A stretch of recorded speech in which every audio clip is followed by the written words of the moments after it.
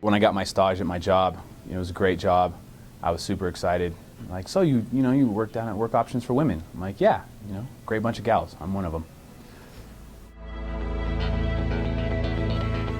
No, it's a 16-week training program that was 16 weeks when I attended. They give you the basics on serve safe, knife skills, station training. And for those that don't have experience, it teaches them buckets of stuff. Like all the stuff that you're going to need to hit the ground running if we get you a stage, ultimately. And for those that have a little bit of experience, which was me, they're like, oh, what do we do with you? Well, we have plenty of things to do with you. Julie looked at me like, I'm sure you've learned a handful of bad habits. We'll remedy those real fast. Been in the kitchen since I was 15 years old. Had a kid at a young age. It's kind of who kept the door open for me. And then I got in a little bit of trouble, not a big surprise, 15-year-old kid, having families young, gonna get in some trouble. Had some run-ins with the law, so, it's not easy to apply it to some of the places that you think you're just, guaranteed an interview at. No matter how much you sell yourself in an interview, you still have to get that interview, and that's the thing. And it was difficult for me to get that interview.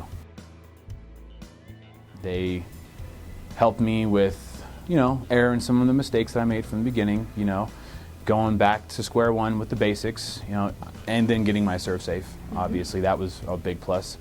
And then getting me in the interview, that was the other thing. The job placement, help with the resume, all that stuff. All that stuff is the reason why I got my job and is the reason why I'm successful today. There's no doubt about it. I got a chance to be a supervisor here, which I can't begin to tell you how much that is just a blessing to me, so there's no way I could turn that down. It's a great place to work. Not only are you working in a kitchen that the Food and Health Administration come in every week and we're on good terms. Just for starters, it is the most immaculate kitchen I've ever had the privilege to work in. And the students work really hard to keep it that way. You've got buckets of experience around you that, you're always in a learning environment. Now that I'm out of the program, have I stopped learning? Absolutely not. So it's just great to be in a place where I can get paid, learn, teach, pass on some of the ethics and fundamentals on to people who are really going to need them and use them. I think that's the most rewarding feeling I've ever had. So anything I can do to close these gaps in a professional manner. In the year that I was away from Work Options, I definitely realized some of the mistakes the habits I was starting to pick up again that are just custom and normal run-of-the-mill kitchens. So I wanted to come back and had an opportunity to learn from these guys. And it's learning from the right individuals with the right information, and you don't ever have to second-guess the information that you're getting.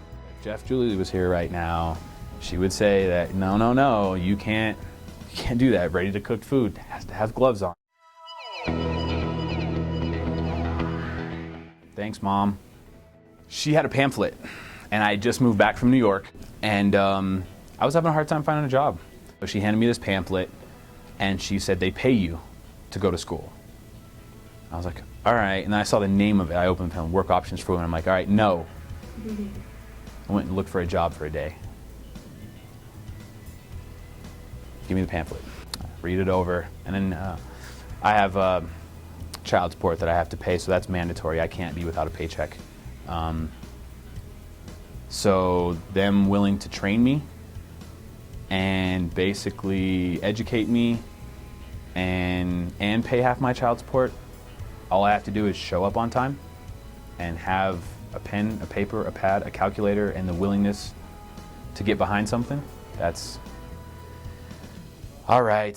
The program is amazing, and it's helping people that need it, so that's the most important. How could you go wrong there? I mean, if you're entertaining the idea, then you probably need help at some point. Enthusiastic, outgoing, passionate. Cocky, arrogant, self-righteous. I finally met a good woman, and I asked myself, what do I have to offer her? And at that point, I said nothing. And that was 4 years ago. And then I was in trouble with the law. I had copious amounts of problems. But I knew that I had this girl that I wanted to spend the rest of my life with. So I made every single change that I could, and this is the change that I made. The evolution that I've made from then to now, it's night and day. I am a different person because I had to be, because I want to be a good person, successful, and all those things, and have to bring something to the table. So I made all these changes, and she looks at me today and she says, I appreciate you in every way for everything that you've done. And she said that, I'll never forget this. She said, but I think more than me offering you that appreciation is the appreciation that your child will receive, because you're ready to be a father. And that feels good. So that you can't take away.